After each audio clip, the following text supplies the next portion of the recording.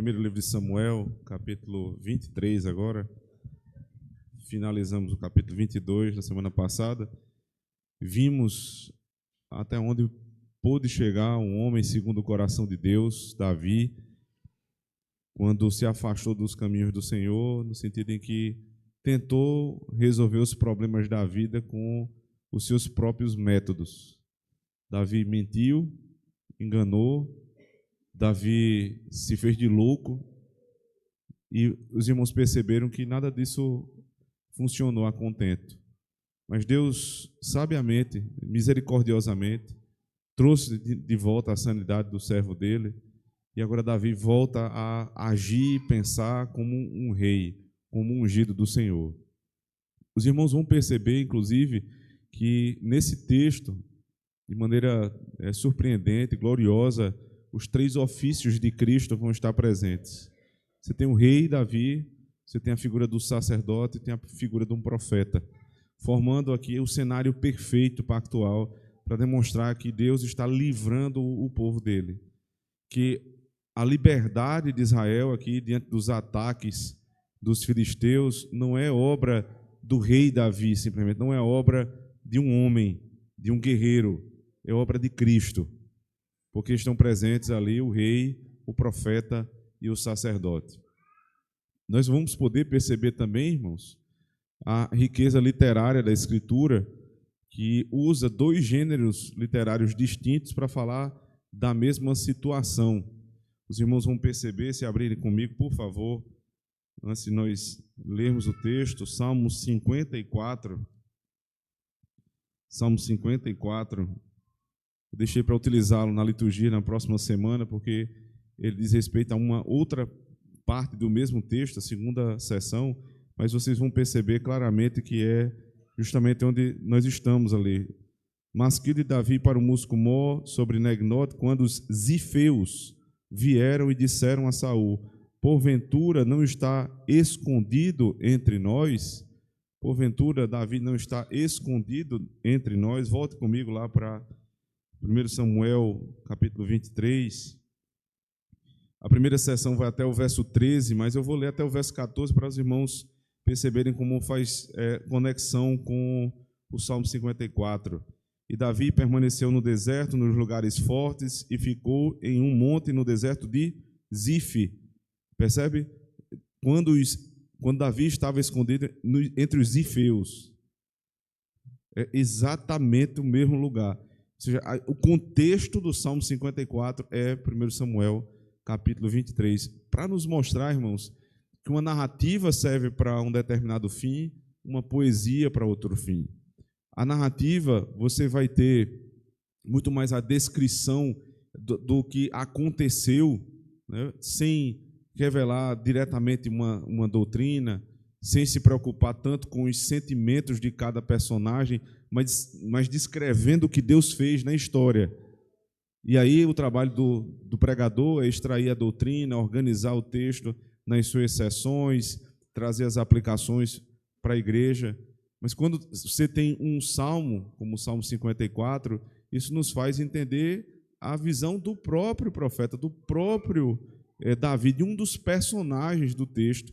Aqui é um texto falado por Samuel, é a visão de um terceiro trazendo aquela história. E lá é um personagem falando de si próprio, ou seja, todas as angústias, as dificuldades que Davi passou no momento em que ele precisou invadir um determinado local chamado Keila, lá em Judá, para salvar os judeus, e em seguida foi atacado por Saul. Então tudo isso acontece, é descrito na narrativa, mas é interpretado à luz do personagem lá no Salmo 54. Por isso que é tão importante, irmãos, nós termos diferentes gêneros literários e conhecermos esses gêneros para saber exatamente como Deus desejou se revelar ao seu povo. Nós vamos fazer isso hoje, primeiro do verso 1 a 13, eu vou ler o 14 para demonstrar essa contextualização com o Salmo 54, mas vou me ater aos primeiros 13 versículos na exposição. Ouçam a voz do Senhor, irmãos. Verso 1. E foi anunciado a Davi, dizendo: eis que os filisteus pelejam contra Keila, e saqueiam as eiras. E consultou Davi ao Senhor, dizendo: Irei eu e ferirei a estes filisteus? E disse o Senhor a Davi: Vai e ferirás aos filisteus, e livrarás a Keila. Porém os homens de Davi lhe disseram: Eis que temos aqui em Judá, quanto mais indo a Keila contra os esquadrões dos filisteus. Eis que tememos aqui em Judá, quanto mais indo a Keila contra os esquadrões dos filisteus. Então Davi tornou a consultar o Senhor, e o Senhor lhe respondeu e disse: Levanta-te, desce a Keila, porque te dou os filisteus na tua mão. Então Davi partiu com seus homens a Keila, e pelejou contra os filisteus, e levou os gados, e fez grande estrago entre eles, e Davi livrou os moradores de Keila. E sucedeu que quando Abiatar, filho de Aimeleque, fugiu para Davi a Keila, desceu com o éfode na mão, e foi anunciado a Saul que Davi tinha ido a Keila, e disse Saul: Deus o entregou nas minhas mãos, pois está encerrado, entrando numa cidade de portas e ferrolhos. Então Saul mandou chamar todo o povo à peleja para que descessem a Keila, para cercar a Davi e os seus homens. Sabendo, pois, Davi que Saul maquinava este mal contra ele, disse a Abiatar, sacerdote: Traze aqui o éfode. E disse Davi: Ó Senhor, Deus de Israel, teu servo tem ouvido que Saul procura vir a Keila para destruir a cidade por causa de mim. Entregar-me-ão os cidadãos de Keila na sua mão? Descerá Saul como o teu servo tem ouvido? Ah, Senhor Deus de Israel, faze-o saber ao teu servo. E disse o Senhor: Descerá. Disse mais Davi: Entregar-me-ão os cidadãos de Keila a mim e aos meus homens nas mãos de Saul? E disse o Senhor: Entregarão. Então Davi se levantou com os seus homens, uns 600, e saíram de Keila e foram-se aonde puderam. E sendo anunciado a Saul que Davi escapara de Keila, cessou de sair contra ele. E Davi permaneceu no deserto, nos lugares fortes, e ficou em um monte no deserto de Zif, e Saul o buscava todos os dias, porém Deus não o entregou na sua mão. Amém. Vamos orar? Senhor, nosso Deus, nós agradecemos a Ti, a Tua palavra, que ao ser lida tem poder. Muitas pessoas já foram salvas simplesmente com a leitura do texto bíblico. Quando o Senhor, miraculosamente, pelo Teu Espírito, alcançou aquele coração, transformou aquela alma, e ali, Senhor Deus, foi operada uma grande salvação. Mas, ordinariamente, o meio pelo qual o Senhor salva é pela pregação do Teu Santo Evangelho. Não é à toa que o apóstolo Paulo fala isso na carta aos Romanos, no capítulo 10. Como se converterão se não há quem pregue? Como ouvirão a pregação da salvação se não há quem pregue? Em primeiro lugar, nós agradecemos a Ti, Senhor, porque há quem pregue. Todos os domingos, Senhor Deus, e o Senhor, de maneira bondosa e misericordiosa, tem nos dado quem pregue. Nos dado, Senhor Deus, o ministro da palavra e dos sacramentos. Como nós sabemos, em meio a todas as falhas de um homem, mas ainda assim, Senhor Deus, um servo Teu. Eu me alegro, Senhor Deus, por estar nessa posição e, ao mesmo tempo, o Senhor sabe do meu temor. Por isso eu te peço, Senhor Deus, capacita-me, usa-me, para que o Teu povo ouça essa grande salvação hoje pela manhã. Se há no nosso meio quem ainda não Te conhece, que possa Te conhecer. E todos aqueles que já Te conhecem sejam, em primeiro lugar, exortados, corrigidos e encorajados, para que nós saiamos daqui não como Davi, mas como Cristo, servos fiéis ao Senhor. Deus, abençoa esta pregação e tudo o que fizermos durante esse dia. No nome de Cristo nós te pedimos. Amém.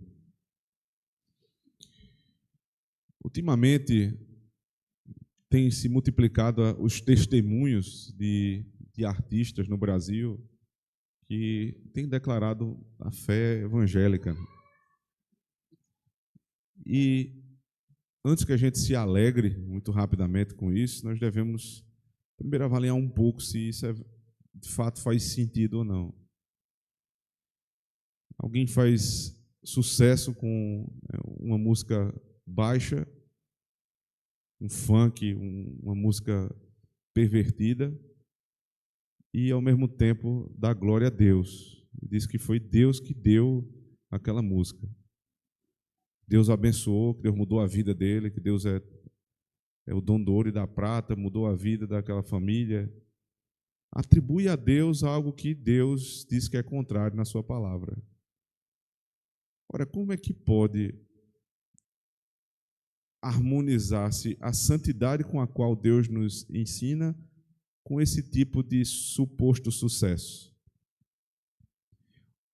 Não é em verdade que Deus possa realmente abençoar alguns ímpios com boas canções. Nós somos prova disso. Nós já ouvimos belíssimas canções que demonstram que a graça do nosso Deus não está apenas sobre os justos, mas também sobre os ímpios. É um tipo de graça que não é salvífica, mas Deus derrama graça para que eles componham, para que eles façam boa cultura, e nós somos muito alegres porque Deus usa essas pessoas.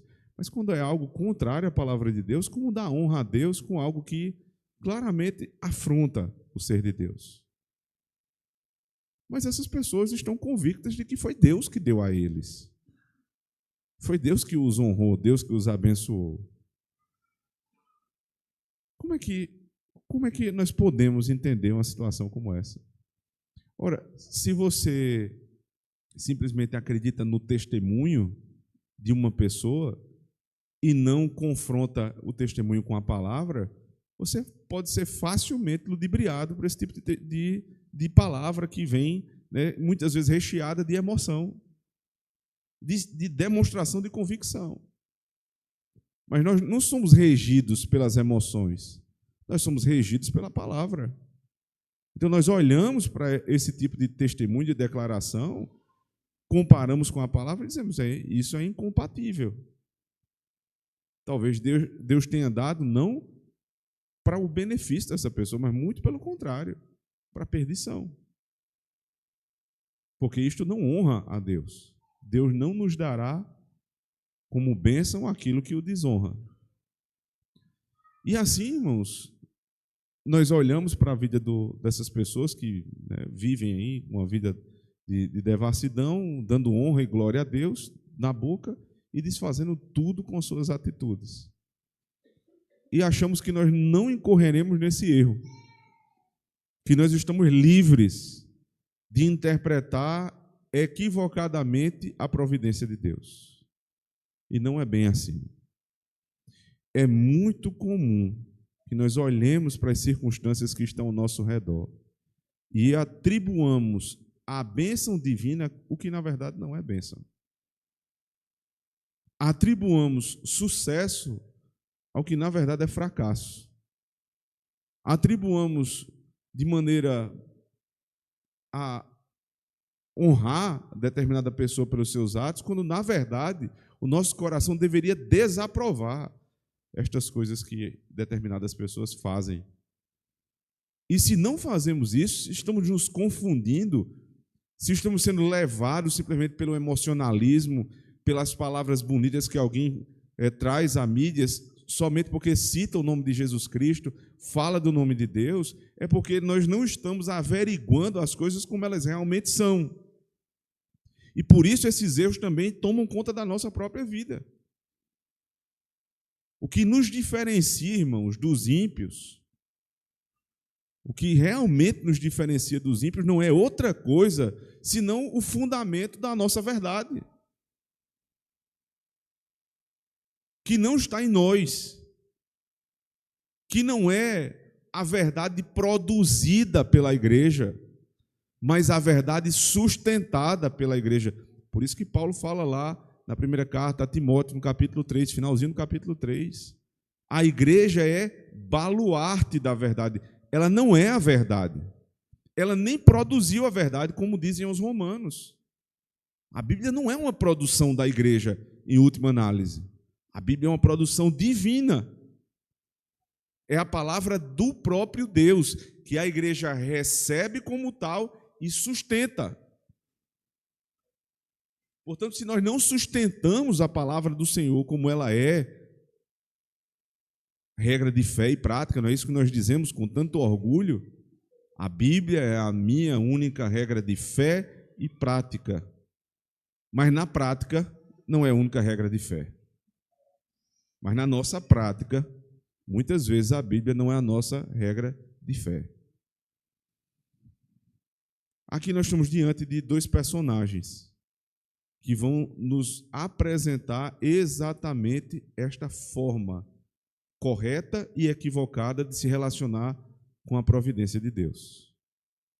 Ambos estão diante de aparentes vitórias, Saul e Davi, mas eles interpretam diferente. E o que vai distingui-los, irmãos, é justamente o fundamento da verdade de Saul e o fundamento da verdade de Davi.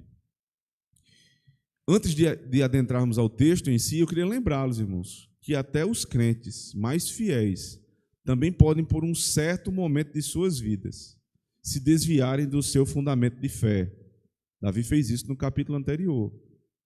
Ele mentiu, ele enganou, ele ludibriou, mas ele rapidamente retornou à sanidade e voltou aos princípios da palavra. O ímpio, ele vive e permanece no erro. É preciso fazer essa ressalva. O ímpio vive e permanece no erro. O justo pode até pecar, pode até cair, mas rapidamente ele retoma novamente a sobriedade e volta para os princípios da palavra do Senhor. Talvez possa parecer, inclusive, irmãos, que isso seja algo tão repetitivo, né? Que nós precisamos sempre lembrar que a nossa regra de fé e prática é a Escritura e que o fundamento da verdade está na palavra de Deus. Mas eu queria trazer aqui uma citação de um puritano chamado Thomas Goode. Escreveu as seguintes palavras. Ele disse assim, sobre o ministério da palavra: o trabalho ministerial é exortar os cristãos nas velhas verdades e nos deveres já conhecidos. O trabalho do pregador não é trazer inovação.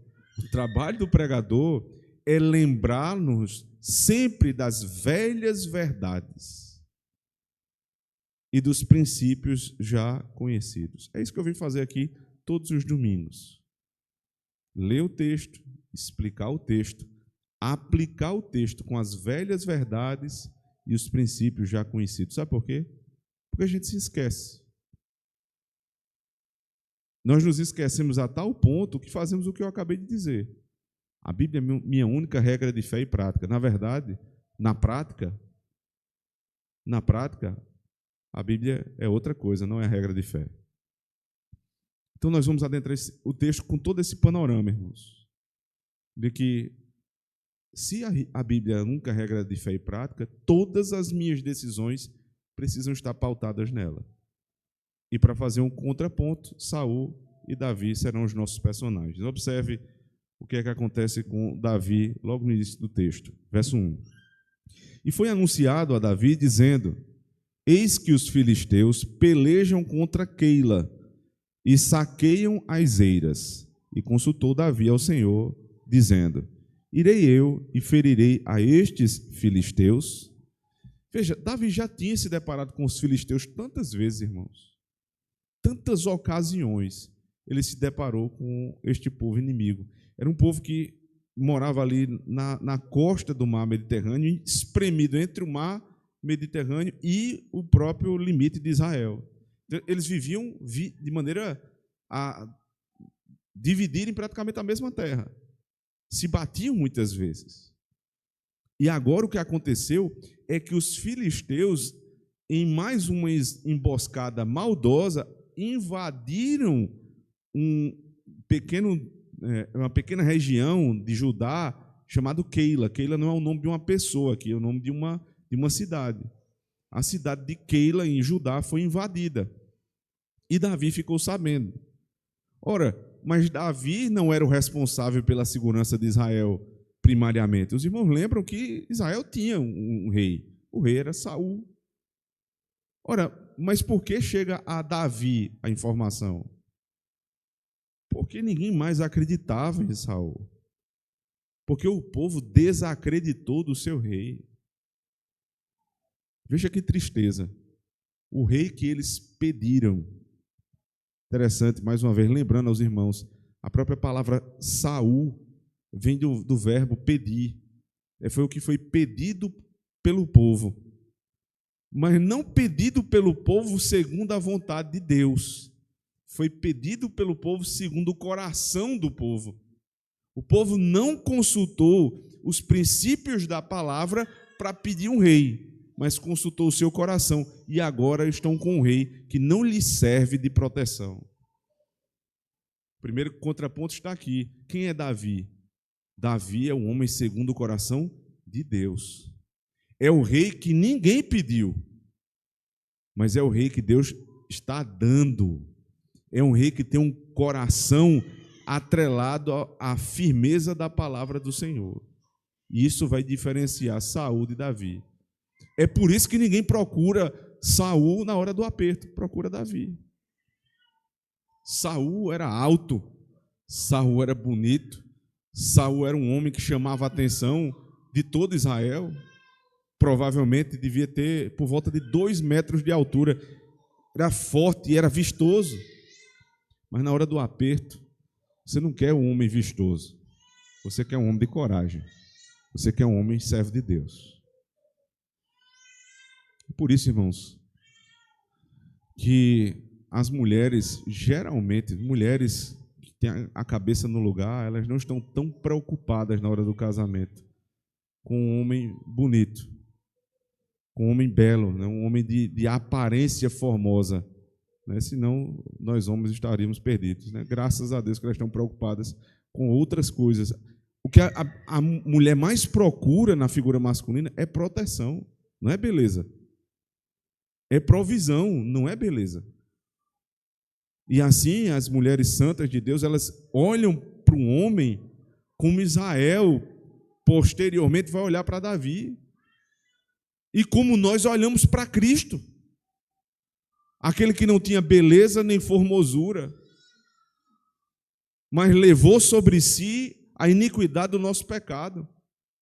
Sobre os seus ombros, irmãos, estava o peso do nosso pecado.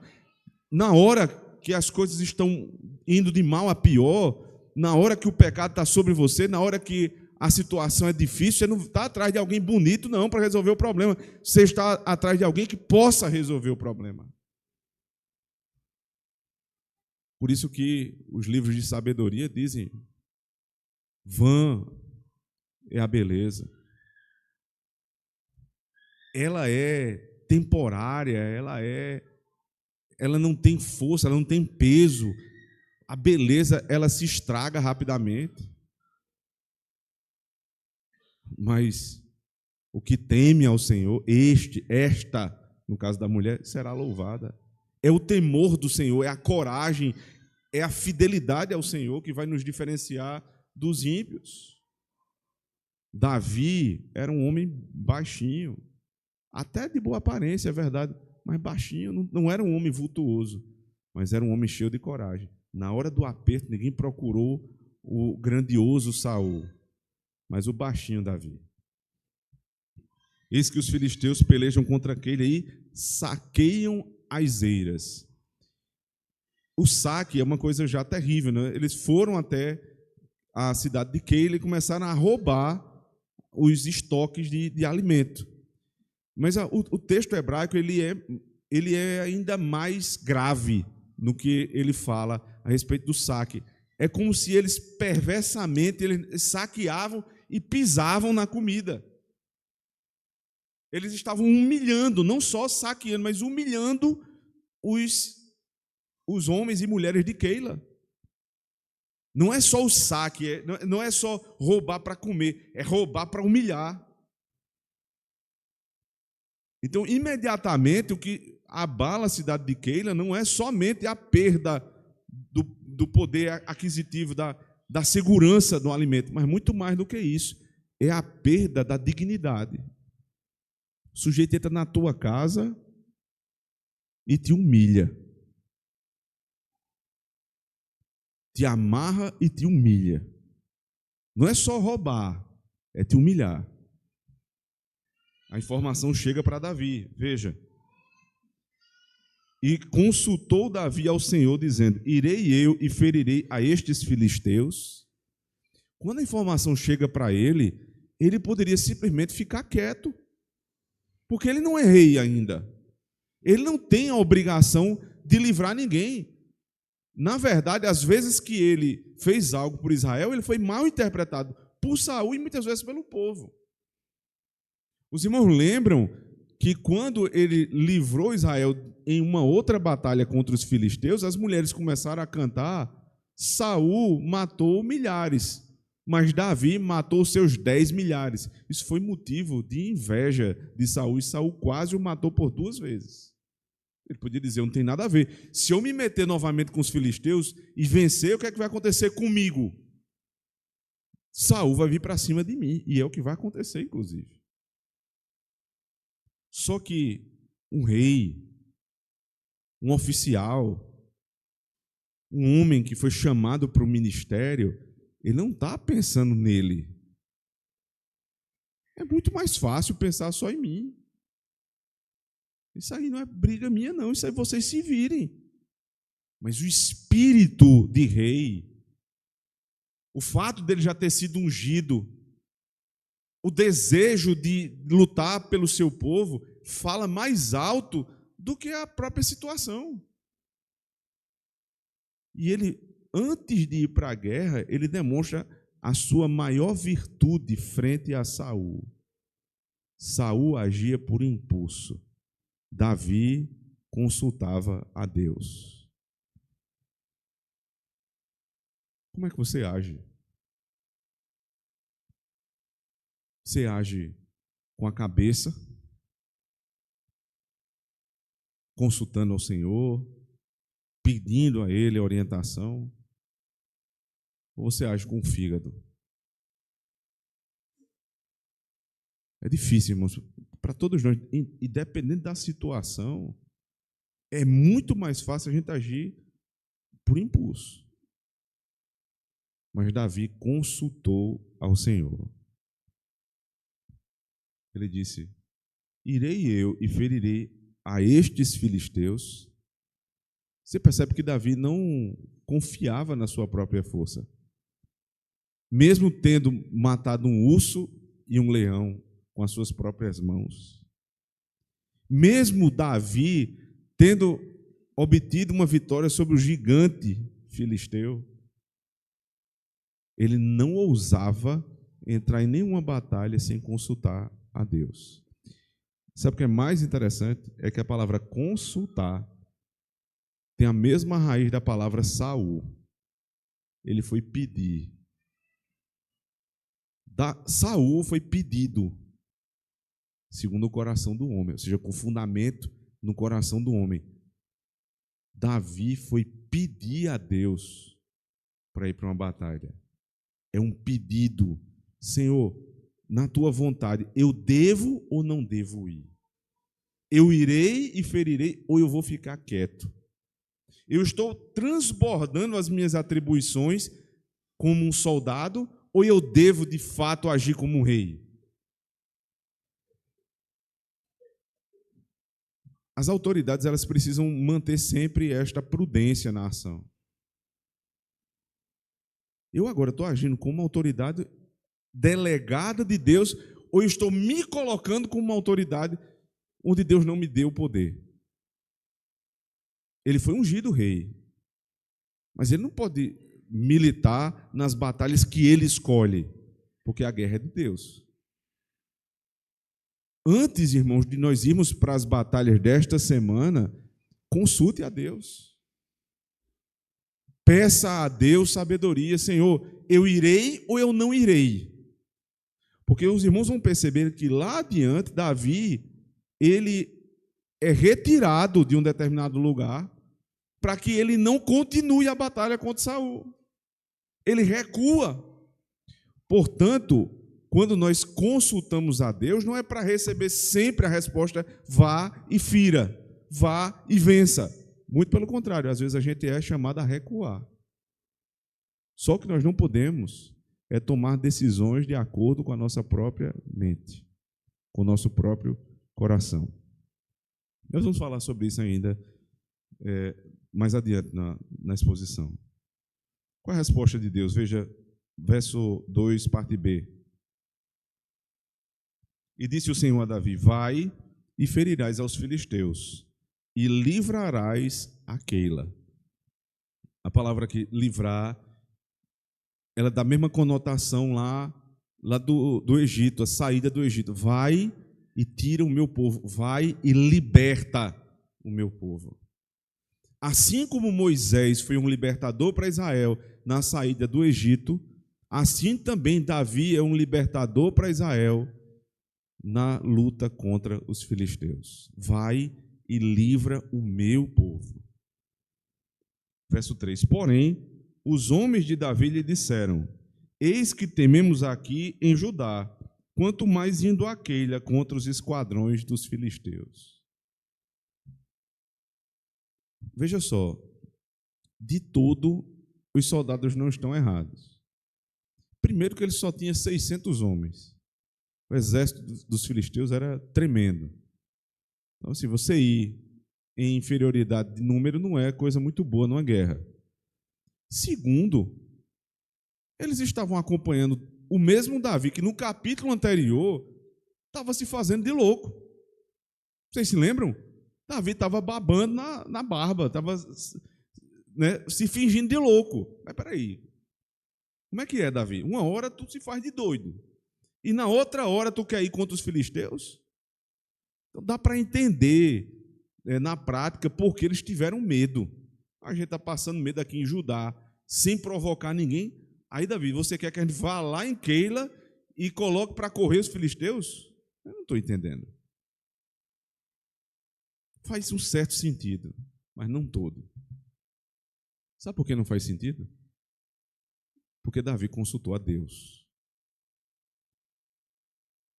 Quando você tem uma liderança que está submissa a Deus, os irmãos podem até não entender, os irmãos podem até nem concordar, mas precisam submeter, desde que não seja pecado, óbvio.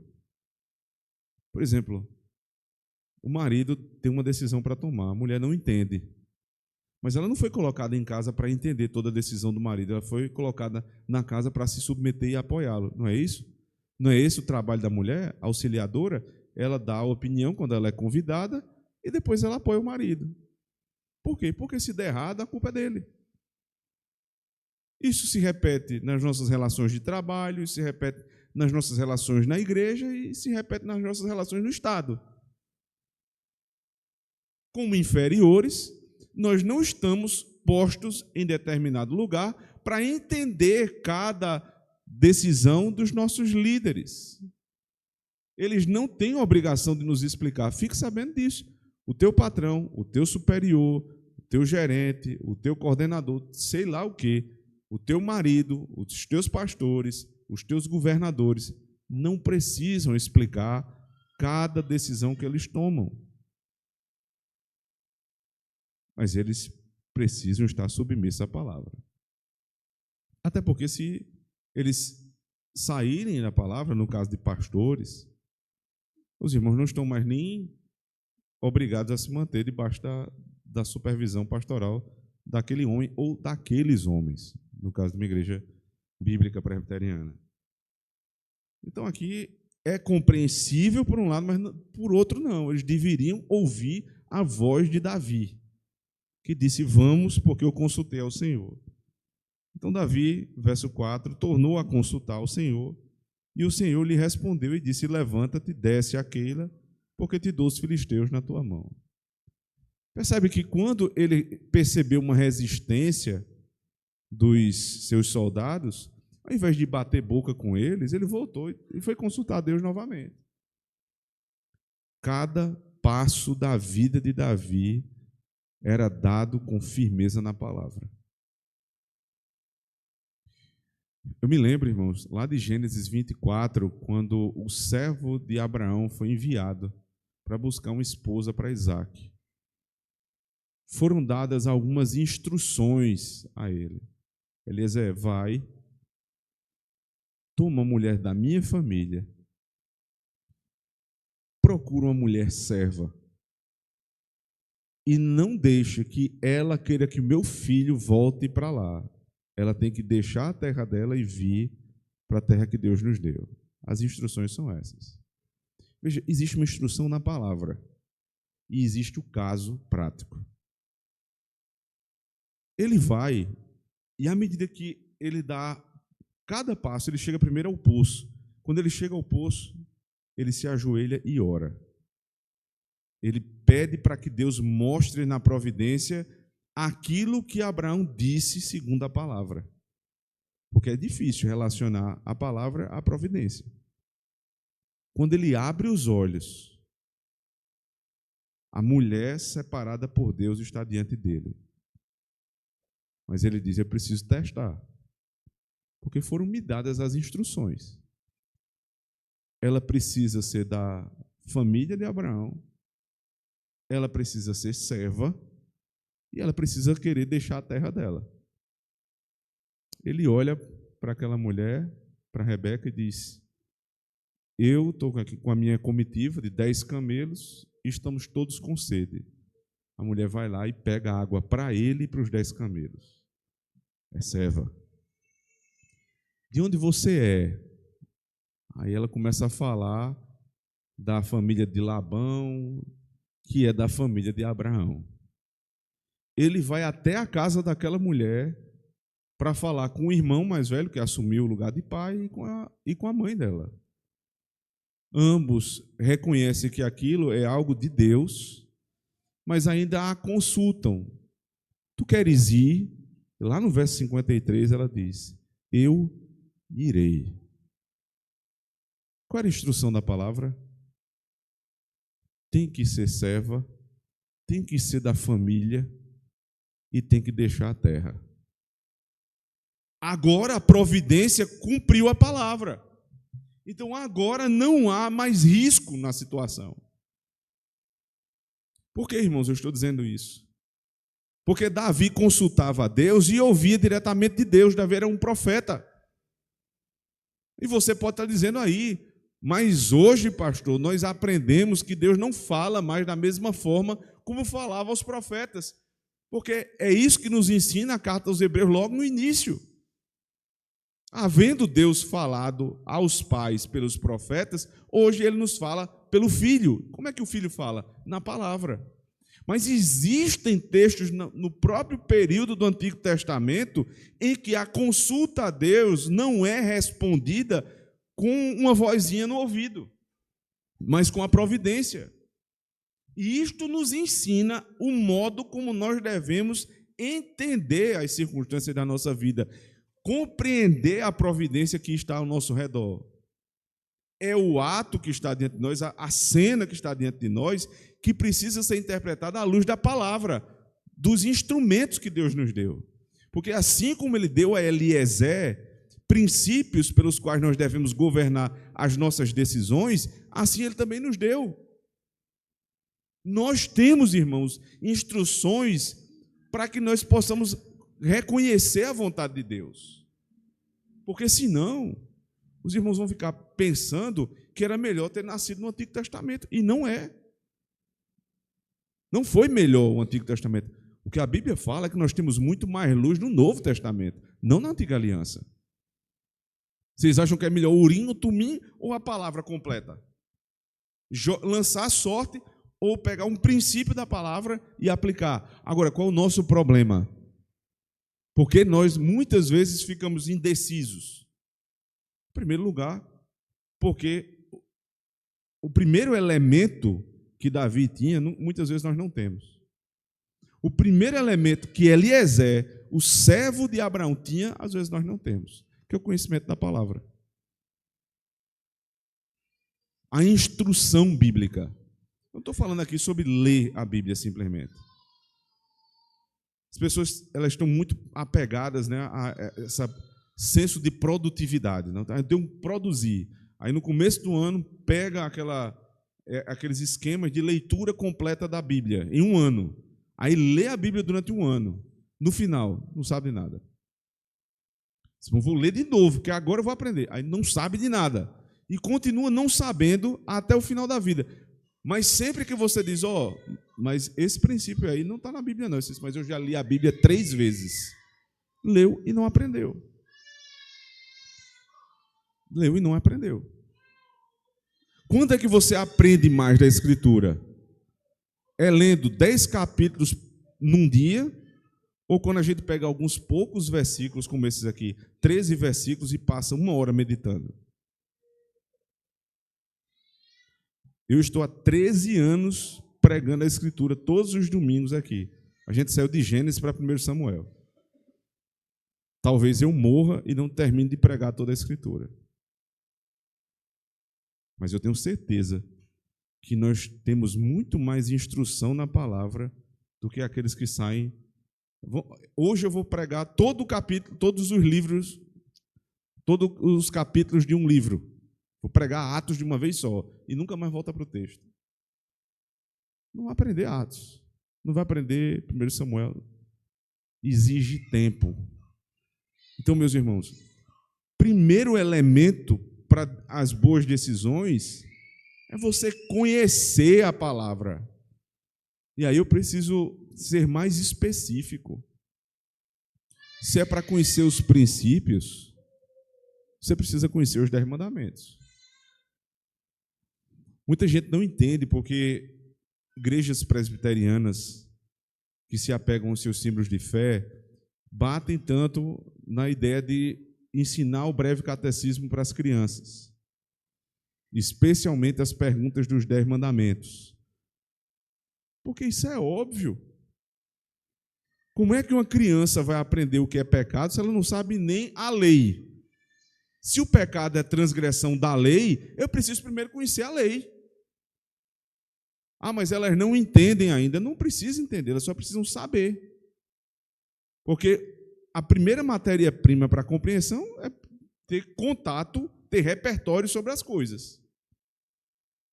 Não se pensa a respeito do que não se conhece. Não é assim? Então, primeiro tem que conhecer. Depois, aos poucos, eles vão fazendo as conexões e vão aprendendo, inclusive a aplicar a sua falha àquele mandamento.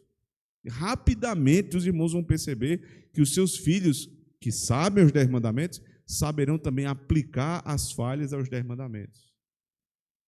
Depois eles vão aprender os aspectos positivos e negativos, as promessas, as maldições, e assim por diante.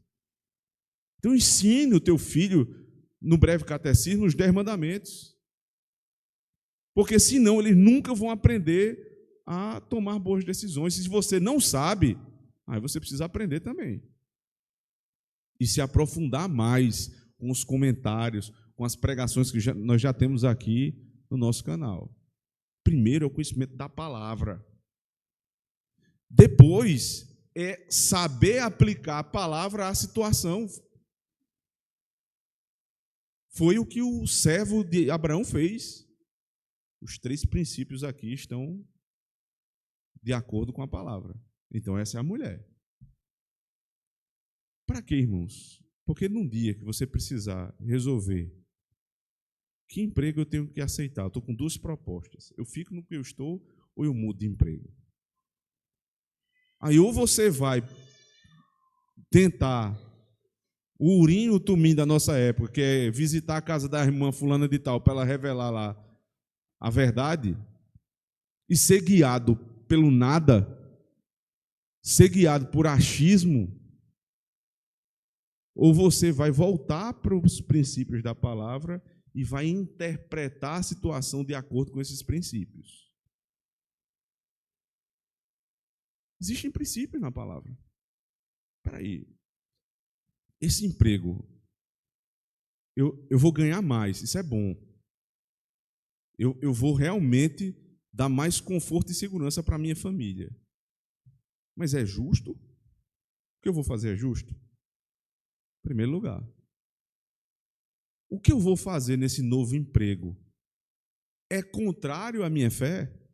Não, não é contrário. O que eu vou fazer nesse emprego vai me impedir de estar no dia do Senhor, na casa do Senhor? Não, não vai impedir. Você percebe que existem muitas perguntas a serem feitas? Esse novo emprego me paga melhor, mas eu vou ter tempo de qualidade com a minha família? Veja, muito provavelmente você sempre vai ter menos tempo. Se o emprego é melhor, mais responsabilidade. Isso sempre vai acontecer, mas vai ser resguardada a segurança espiritual da minha casa? Vai. Então, mais um elemento. E assim você vai construindo, irmãos, e no final você tem a resposta. Agora, quem não conhece os princípios não tem como tomar decisão. O segundo fato, o terceiro fato, aliás, é o seguinte: é colocar esses princípios não somente para a minha pessoa, mas para as pessoas que estão ao meu redor. Isso vai impactar em quê a minha igreja? Isso vai impactar o quê a minha família? Ora, não é o que a Escritura diz? Que todo mandamento precisa ser observado à luz da minha pessoa, da minha relação com Deus e da minha relação com o meu próximo? Aí, por fim, é a prova final. Vai se submeter ou não vai se submeter? Eu vou me submeter aos princípios ou não vou? Sempre vai haver isso. E se você não se submeter, você tem que voltar lá para aquela frasinha que você sempre usa e dizer: nem sempre a Bíblia é minha regra de fé e prática. Nem sempre. Davi consultou a segunda vez. Verso 5. Verso 4, Deus disse: levanta-te, desce a Keila, porque te dou os filisteus na tua mão. Então Davi partiu com os seus homens a Keila e pelejou contra os filisteus, e levou os gados, e fez grande estrago entre eles. E dali livrou os moradores de Keila. E sucedeu que, quando Abiatar, filho de Aimeleque, fugiu para Davi, a Keila desceu com um éfode na mão, e foi anunciado a Saul que Davi tinha ido a Keila. Só até aí. Veja, agora começam a se juntar aqui os ofícios, o rei, o profeta e o sacerdote. Eles estão se unindo. Traz o éfode, era uma parte da roupa do sacerdote. E ali você tinha o Urim e o Tumim para tomada de decisão. Os elementos de Deus para tomada de decisão. Traz para mim. Ele nunca vai tomar a decisão sozinho. Ele entra em Keila, ele destrói os filisteus, vence a batalha, rapidamente se apega novamente à palavra do Senhor, até que a história chega nos ouvidos de Saul. Observe, verso 7. E foi anunciado a Saul que Davi tinha ido a Keila, e disse Saul: Deus o entregou nas minhas mãos, pois está encerrado, entrando numa cidade de portas e ferrolhos. Então Saul mandou chamar todo o povo à peleja, para que descessem a Keila para cercar a Davi e aos seus homens. É a mesma situação. Davi acabou de vencer os filisteus. Ele foi depois de consultar a Deus 2 vezes. Saul fica sabendo. Davi está em Keila. Ele venceu os filisteus. Sabe como é que ele interpreta isso? Ele diz: Keila é uma cidade fortificada. Davi agora está cercado, fechado por ferrolhos. É a minha chance. Ele não pergunta a Deus nada. Ele não consulta o Senhor em nada do que ele vai fazer. Ele interpreta o possível sucesso como uma aprovação de Deus. Se lembra da situação dos artistas da nossa época? Eu ganhei muito dinheiro, eu mudei de vida. Logo, foi Deus que me abençoou. Mas estão fazendo tudo contrário à palavra. Aqui, Davi venceu os filisteus. Não é Davi venceu, né? Lembre a expressão: Davi libertou o povo de Israel. Ora, o libertador venceu. Qual a interpretação do ímpio Saul? Deus está me dando Davi em minhas mãos. Que loucura, irmãos. Que loucura. Algo que é contrário à palavra de Deus, eu faço e digo toda honra e toda glória sejam dadas a Deus. Como é que pode uma coisa dessa? Saul não pedia nada a Deus. Verso 9. Sabendo, pois, Davi que Saul maquinava este mal contra ele, disse a Abiatar, sacerdote: traze aqui o éfode. E disse Davi: ó Senhor, Deus de Israel, teu servo tem ouvido que Saul procura via Keila para destruir a cidade por causa de mim. Entregar-me-ão os cidadãos de Keila na sua mão? Descerá Saul como teu servo tem ouvido? Ah, Senhor, Deus de Israel, faze-o saber ao teu servo. E disse o Senhor: descerá. Que coisa, irmãos. Ele fica sabendo da raiva de Saul. E ao invés de dizer, deixa ele vir. Ora, se eu matei os filisteus, quem vai ser esse rei fujão? Não. Ele volta a consultar o Senhor.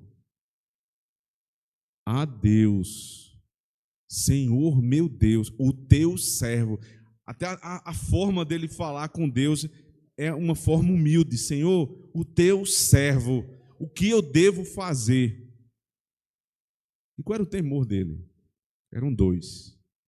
Primeiro, Saul vai querer me matar. O segundo, o povo que eu libertei vai me entregar. Davi não é Deus.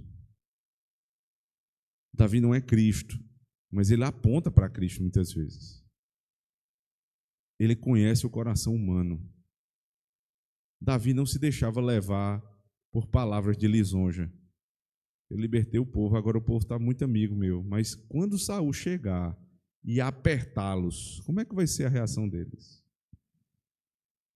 Deus disse, descerá e o povo vai te entregar.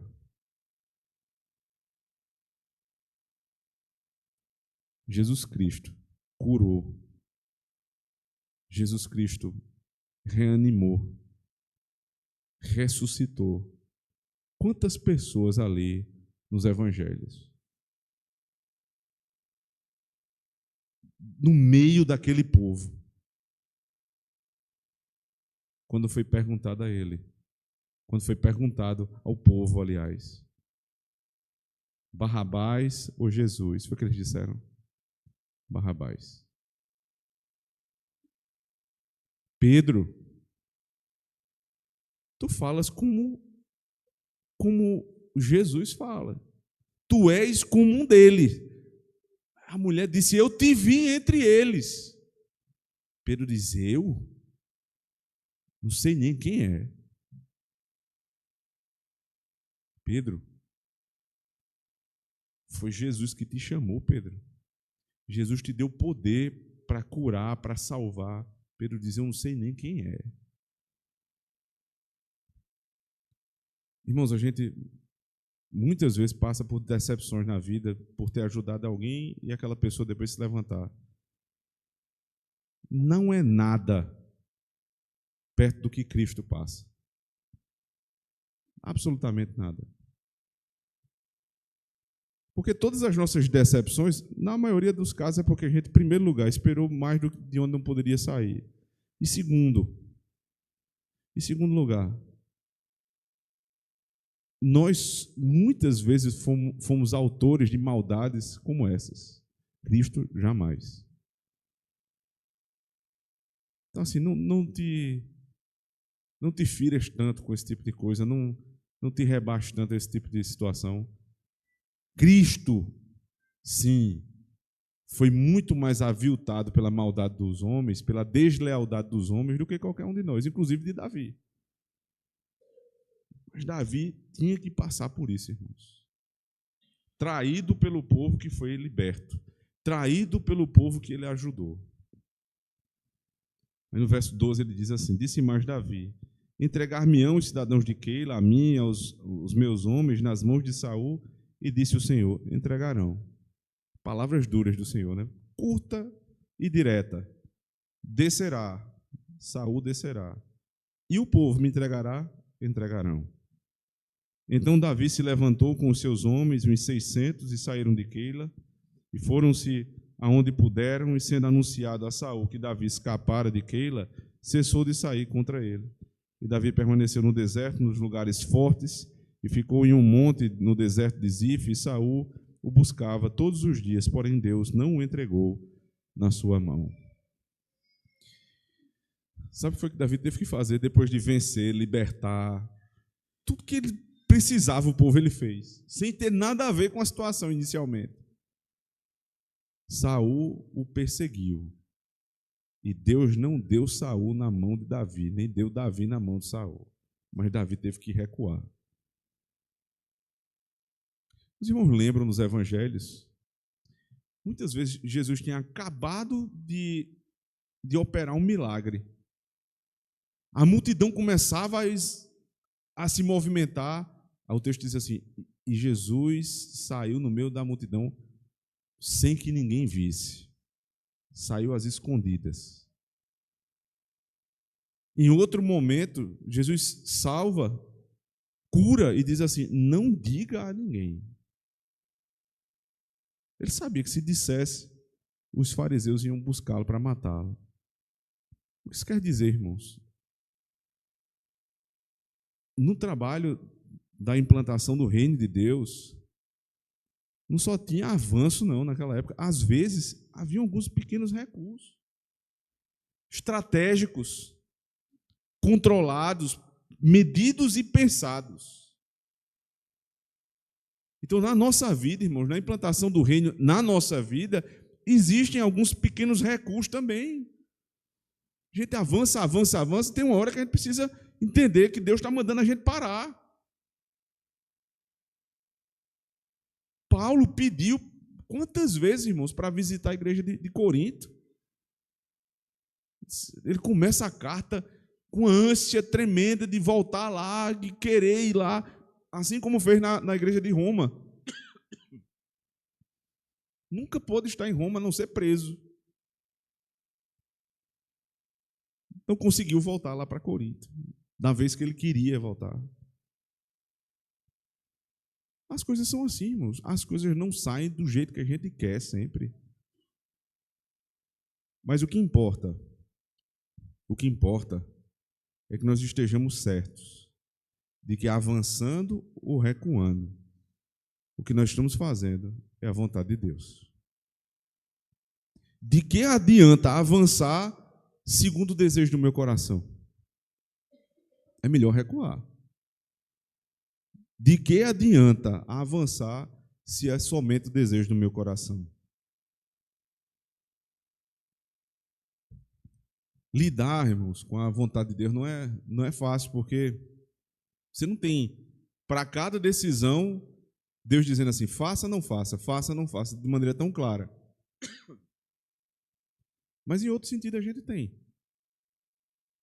Se nós conhecermos a palavra, se nós aplicarmos os princípios da palavra à situação em questão, se esta situação em questão for avaliada não só do meu ponto de vista, mas de como isso vai impactar todas as pessoas que estão ao meu redor, e eu me submeter à palavra, eu tomei uma decisão segura.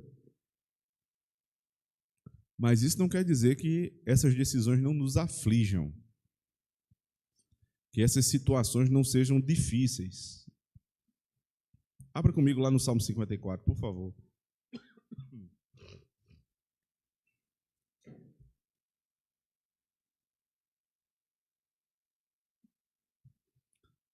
Aqui é a palavra do salmista em primeira pessoa. Lá é Samuel falando de Davi. Aqui é Davi falando do que ele passou. Para que os irmãos possam perceber nas palavras de Davi as suas próprias palavras. Porque não é isso que o livro dos Salmos faz? Calvino diz que é a anatomia de todas as partes da alma, ou seja, é o raio-x da nossa alma. Escuta as palavras dele. Salva-me, ó Deus, pelo teu nome, e faze-me justiça pelo teu poder. Ó Deus, ouve a minha oração. Inclina os teus ouvidos às palavras da minha boca. Porque os estranhos se levantam contra mim, e tiranos procuram a minha vida. Não tem posto Deus perante os seus olhos. Eis que Deus é o meu ajudador. O Senhor está com aqueles que sustêm a minha alma. Ele recompensará com o mal os meus inimigos. Destrói-os na tua verdade. Eu te oferecerei voluntariamente sacrifícios, louvarei o teu nome, ó Senhor, porque é bom, pois me tem livrado de toda angústia, e os meus olhos viram o meu desejo sobre os meus inimigos. Amém. Quais os olhos viram os desejos cumpridos sobre o inimigo? Os olhos da carne? Ainda não. Davi estava no meio de uma batalha, cercado agora por Saul, tendo que recuar, porque não foi justamente quando ele se enfiou lá no meio dos termos dos zifeus que ele produz o salmo? Ou seja, não tinha vitória ainda. Mas na oração ele já declara: eu vejo com os olhos da fé o que o Senhor fará com os meus inimigos. Qual é o fundamento da certeza de Davi? Porque eu não tomei nenhuma decisão do meu coração. Eu segui, eu consultei e eu fiz de acordo com a tua palavra. Então eu posso descansar, orar ao Senhor e esperar no teu tempo. O Senhor fará o que eu desejo aos meus inimigos. Essa pode ser a tua oração, meu irmão. Se a tua causa for justa, se você tem consultado a Deus nas tuas decisões. Mas a gente sempre fica com aquela interrogação, né? Será que eu estou fazendo certo? Será que está certo mesmo? Avalie. Olha para a circunstância, olha para a palavra. Tem dificuldade, veja que maravilha. Tem dificuldade, irmãos, na hora da consulta. Eu não sei exatamente se esse caso prático aqui, ele cabe nessa instrução da palavra. Foi que Deus nos deu nesse momento. O ministério da palavra. Os pastores da igreja. Que aconselhamento se não isso? Pegar o caso prático, olhar para as instruções de Deus e dizer, ó, de acordo com a instrução, faça isso. O pastor não tem absolutamente nenhum poder a mais do que os irmãos. Não tem bola de cristal. O que ele tem é conhecimento da palavra e mais maturidade nessas decisões. Ele vai dizer, o caminho é esse aqui, segundo a palavra. Ele declara o que a palavra já disse. Usem o ministério da palavra, irmãos. Consultem os pastores. E saibam no final das suas orações, se vocês estiverem cumprindo estes princípios. Eu ainda não provei da resposta de Deus, mas eu tenho certeza que os meus olhos virão ainda. Que ele diz, viram. Ele fala no passado uma coisa que ainda nem aconteceu. Os meus olhos viram o meu desejo sobre os meus inimigos. Nem virão, já viram. Sabe por quê? Porque Cristo derrotou o maior inimigo das nossas almas na cruz do Calvário. Tendo derrotado Satanás, o pecado e o mundo na cruz do Calvário, ressuscitado ao terceiro dia, eu posso ter certeza que todos os demais inimigos já foram derrotados em Cristo.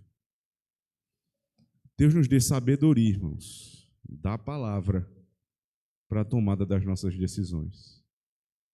Que não sejamos como Saul, que olha para qualquer situação e diz, com certeza Deus está me aprovando. Quando tudo diz o contrário, ele perseguiu o ungido de Deus.